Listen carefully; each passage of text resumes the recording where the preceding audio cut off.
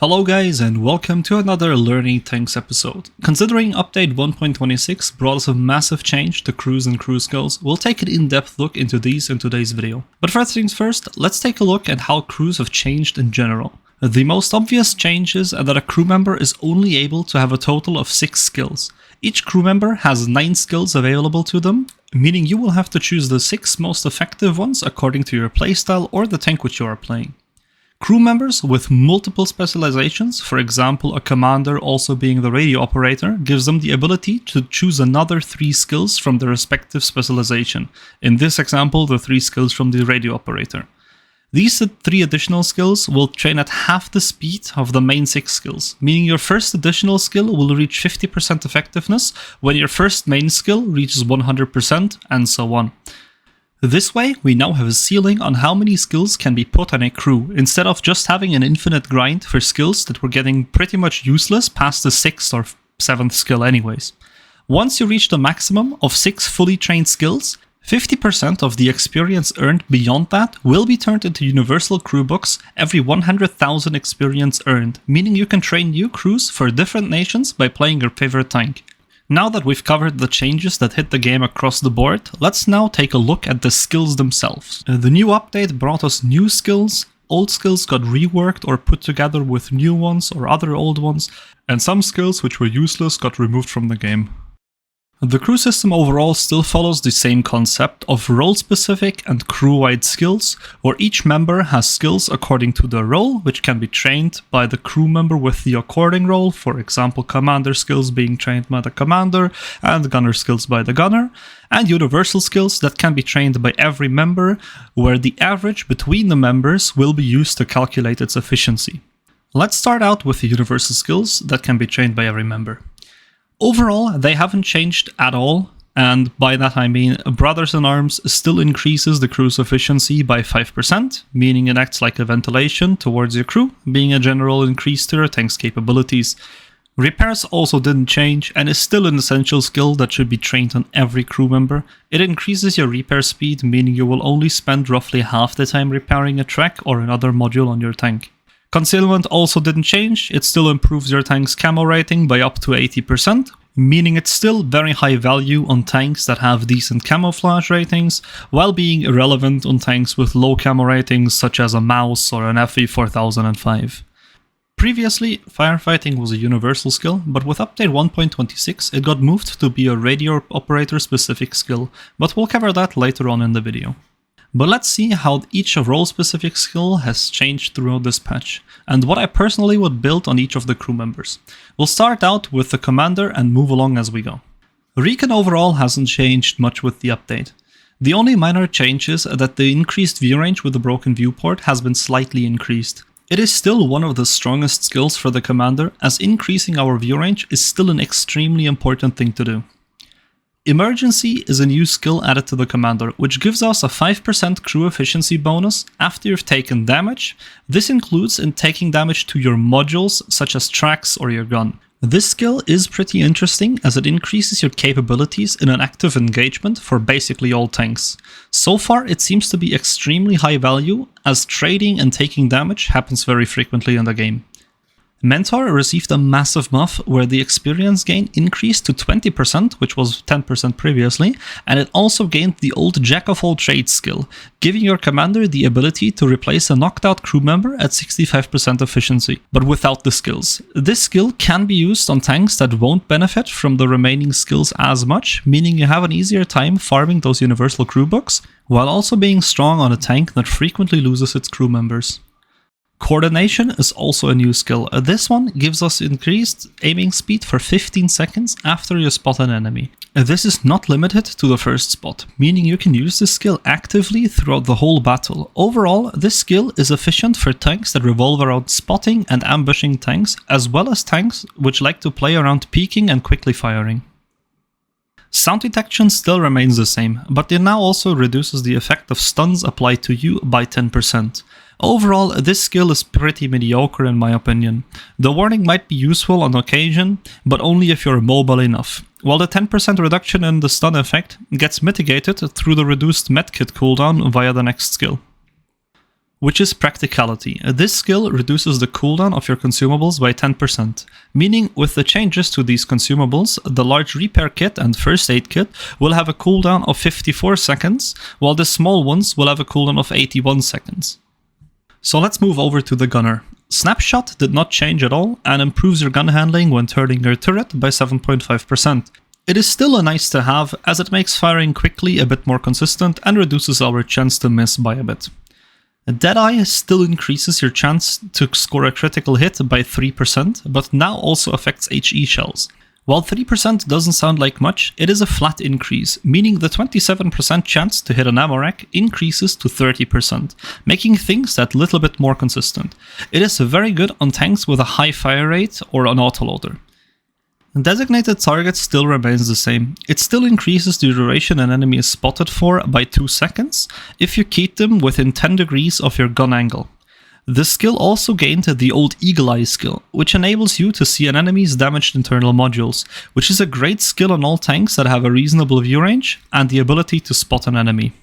The first new addition to the gunner is the concentration skill. It increases your accuracy by 3.5% after standing still for 3 seconds, which will only be useful for long-range snipers, but usually these tanks have already great accuracy on their guns anyways, making this kind of useless.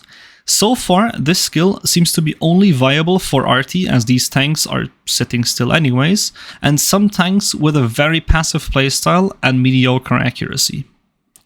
Another new addition is quick aiming. It increases our aiming speed and turret rotation speed by 2.5%, which is an extremely marginal increase. It might have use on tanks with bad aim times such as the KV2 or the WZ-114. Other than that, this skill seems to be of barely any use. If the aim time increase would be 5 to 7.5%, this skill could be a nice to have, but at this point it seems like a gimmick and not a useful skill. And last but not least, the Armorer skill being one of the biggest changes within the crew skills as of yet, as this skill reduces our RNG to plus and minus 20% instead of plus minus 25%. This means a gun with 400 alpha can now only roll from 320 to 480 damage, instead of the previous 300 to 500 damage, which is a massive change in possibilities and consistency. On top of that, this skill also increases our accuracy by 1.5%, which is a nice addition to the already very strong skill. Next up is the driver, who got some very nice reworks and additions to their skill set, and has a lot of choice in store for us. Sadly enough, clutch braking has not been changed and still provides us with 5% increased turning speed, which turns out to be rather useless, especially since off-road driving got improved. Considering off-road driving outperformed clutch braking in effective turn speed on basically every tank before the update, it now does so even more. Smooth Ride also did not change and still provides better gun handling when on the move. Keep in mind that it's only 4% and it only works when driving in a straight line and not while turning or stationary. As mentioned before, off-road driving has been improved significantly. Not only did the skill get better with a higher value of 5% instead of the previous 3%, it also now completely removes soft terrain from the game when using the skill, meaning this skill is basically mandatory on every single tank within the game. Reliable placement is a new addition to the driver's skill set. It reduces HE damage from non-penetrations by 10% and also decreases falling damage by 30%. It is a nice to have considering the other skills are very situational or weak on the driver. Controlled impact stayed the same, but it got an additional bonus of taking less damage to your tracks from ramming damage, which is a nice addition, but the skill overall is still very niche and almost exclusively used on tanks like the KV5 or an E50 for meme builds that revolve around ramming other people. Another big addition is the engineer skill. It increases our top speed by 1 km/h forwards and backwards, as well as reducing the penalty applied to us by a damaged engine by 20%, giving tanks overall a small boost in mobility, which increases consistency for every tank, making it almost a must-have on all tanks in the game. Moving over to the loader, who also got a few reworks and additions. Adrenaline Rush has changed a bit. It now activates much earlier at 25% remaining health points instead of the 10% previously, but it provides less of a reload buff than before, meaning it's more consistent to use but has a lower effect when in effect. Safe Stowage simply got buffed, as it now increases your ammo rack durability by 25% instead of the previous 12.5%. Overall, this skill in my opinion is still very mediocre though, considering experimental hardening exists and is used on tanks that suffer from a weak ammo rack instead of using this skill, as even a tier 1 experimental hardening gives us twice the effect of Safe Stowage anyways. Intuition hasn't changed and still provides us the 60% reduced reloading time whenever you're switching a shell within a loaded gun. It still remains a big quality of life increase, as it enables us to switch the ammunition on the fly to be ready for whatever situation pops up against us. A new addition is the skill Perfect Charge. This one provides us with a 10% increased shell velocity, which will make hitting moving targets much easier, as well as long-range engagements a bit more consistent. Close Combat is also a new addition. It reduces our reload time by 2.5% when an enemy is within 50 meters of our tank, or better said, in our proxy radius. This is a very situational skill and is only useful for tanks that actively get themselves into these situations to maximize the effect of this skill. The last loader skill is also a new addition. It's called Ammo Tuning. It increases our minimum damage and penetration rolls by 2%, meaning a 400 alpha gun can only roll from 308 to 500 damage, but in combination with the armorer skill previously mentioned, this turns into 328 to 480 damage potentially, which would decrease our bad luck by a considerable margin. Another thing to mention here is that it also increases our average damage by the 2% mentioned, meaning our normal distribution curve should shift accordingly. Last but not least, let's have a look at the radio operator, who went from being borderline useless in the previous patch to having some very nice skills with this update. Situational awareness still stays the same, as it was still a strong skill beforehand that increased our view range by 3%, and it still does so nowadays. As mentioned before, view range is one of the strongest stats in the game, meaning this skill is basically mandatory for every tank in the game. A new addition is Side by Side. This skill increases our crew capabilities by 2.5% when within 50 meters of a friendly vehicle of the same class. This skill might be very strong in clan wars or competitive game modes. For random battles, brawling tanks seem to be benefiting the most of this skill, while light tanks and medium tanks that are not into brawling usually benefit little to none of this skill.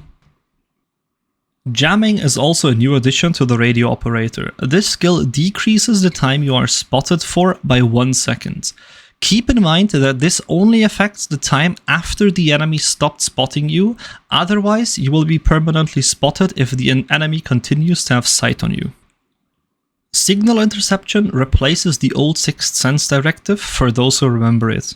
This skill decreases the time until your Sixth Sense triggers by 0.75 seconds, meaning you'll be notified earlier whenever you have been spotted by the enemy, making a quick escape much easier. Communications Expert also joins the radio operator's arsenal of skills. This skill increases your cruise efficiency by another 2.5% whenever you reach more assistance damage than your tank's maximum HP. Keep in mind, this only works during the battle and only once, meaning having 2 times the assistance compared to your HP does not equal to a 5% improved crew. This skill is quite strong on light tanks, for obvious reasons, as well as on artillery due to their low HP and stun assistance working into this skill. And last but not least, firefighting. It got moved to the radio operator exclusively, and it still does the same as before. It increases firefighting speed by 80%, or in other words, you'll burn for only half the time. This skill is very strong when you're not using a fire extinguisher, but food in your consumable slot. Now that we've gone through all of the skills, let's take a look at how I personally would set up my crews. Keep in mind that this is just an overview for the rough classes and playstyles within the game. Tanks can have multiple builds that are viable, as well as some tanks being able to build some extremely niche builds, which I can't cover for obvious time reasons. While training your crew, you want to get the most important skills as quickly as you can. This means you want to have a good order. I would always train repairs first, then go with view range skills and other strong skills such as off-road driving. Third, I would go for brothers in arms, and past that I would pick whichever skill you think has the most value to your current situation. But let's start out with the builds I would recommend for tanks. For brawling tanks, I would choose repairs and brothers in arms for the universal skills for all crew members. The commander would receive recon, emergency, practicality, and either mentor if it's prone to having their crew knocked out frequently, or coordination if they have a more active playstyle where they are able to spot for themselves while being active in a game. The gunner would receive armorer, snapshot, deadeye, and designated target, or quick aiming in case they have a poor view range. The driver would have off-road driving, engineer, reliable placement, and smooth ride or clutch braking in case it is a very sluggish tank. For the loader, I would go with ammo tuning, intuition, adrenaline rush, and close combat. And lastly, the radio operator will train situational awareness, firefighting, side-by-side, and jamming. For medium tanks and more supportive tanks, I would pick all 3 universal skills. For the commander, I would go for recon, emergency, and either mentor or coordination, depending on how active you are. The gunner would receive armorer, designated target, and deadeye, or a snapshot if you feel like your gun needs a bit more of a push towards the gun handling part. The driver goes for off-road driving, engineer, and reliable placement. The loader picks up ammo tuning, intuition, and adrenaline rush, while the radio operator goes for situational awareness, jamming, and signal interception. On light tanks, I would once more pick up all 3 universal skills. The commander goes for recon, emergency, and either mentor or practicality. The gunner will pick up designated target, armor, and deadeye. For the driver, I'd go for off-road driving, engineer, and reliable placement. The loader picks up ammo tuning, intuition, and either close combat or adrenaline rush depending on your playstyle. The radio operator goes for situational awareness, jamming, and either communications expert for passive light tanks and signal interception for more active light tanks. Of course, there are tanks that don't fit the description from these 3 playstyles and classes mentioned, but they should be a decent idea of where to go and what to prioritize and which skills go well with what kind of playstyle.